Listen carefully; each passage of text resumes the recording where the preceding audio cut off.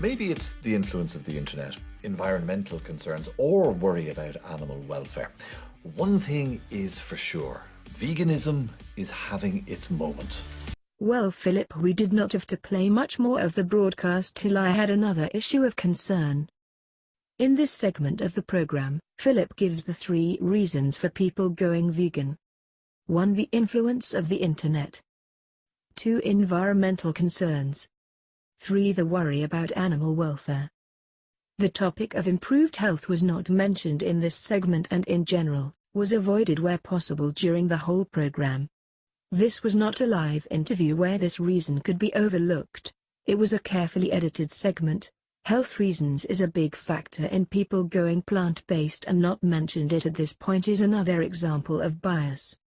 You will notice that Philip did not try to ignore health as a factor when he was talking to Ray Darcy about the program, as Ray would not let him ignore that fact. Now let us examine the next segment of the program. One thing is for sure, veganism is having its moment. You know, my generation, we were reared with the meat protein was the centre of the meal, was the centre of the plate. John McKenna, who is regarded as a leading commentator on Irish food and who makes his living writing guidebooks on where to eat, said meat protein was the centre of the meal for his generation, and he is unfortunately right. However, as John well knows, his generation also has a lot more cancer, heart attacks, diabetes, and strokes than the previous generations, and there is a strong connection to these diseases with the changes in the food we eat from the previous generations.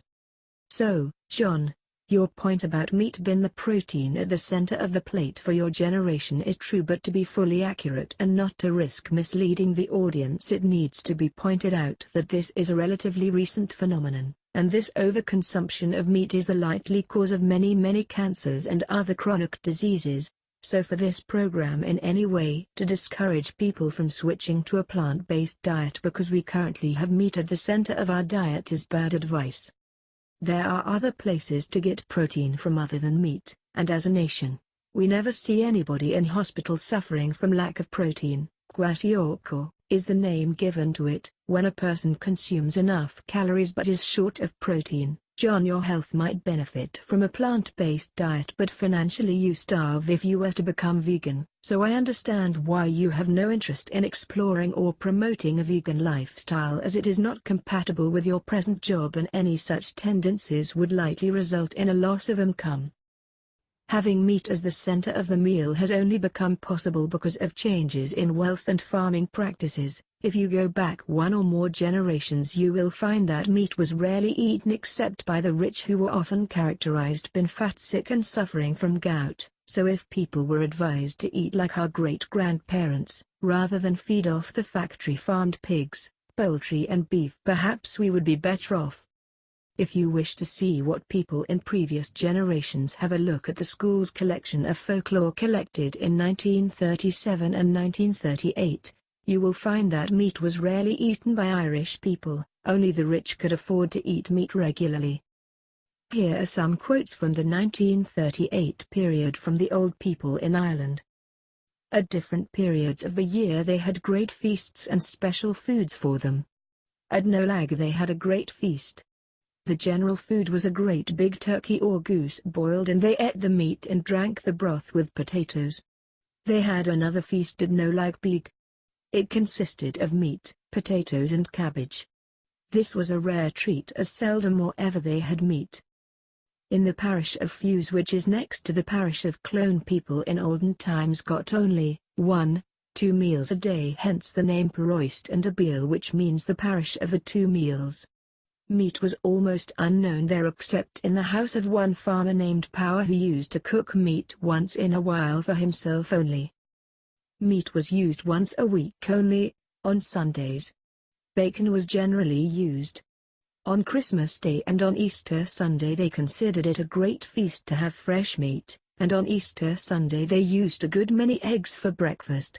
Fish was used sometimes. Many the person long ago carried all their teeth to the grave, because there were no teas, and now all their teeth are rotting daily. That is because it is nothing now but tea and sweets.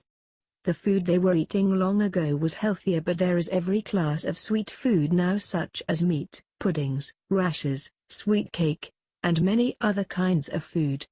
The food they had long ago was healthier, such as the sampi and the potatoes, and the gruel.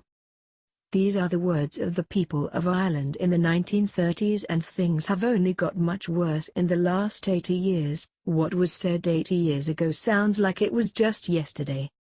So as not to mislead the audience and keep the program balanced, the program editors should have pointed out that it is only in the last 50 years or so that the Irish people have started to increase their meat consumption to the point that most people now eat meat every day, and many people eat meat 2 or 3 times a day. In previous generations, most of our meat was exported to the UK, and as all historians know, we continued to export thousands of tons of meat to the UK even when the potato crop failed in the 1800s and millions of people starved to death. In total, over 3 million live animals were exported between 1846 and 1850, at the height of the famine. As a nation, we could almost be described as vegetarians rather than meat eaters, and certainly, in previous generations, meat was not at the center of our plate but at the center of our exports.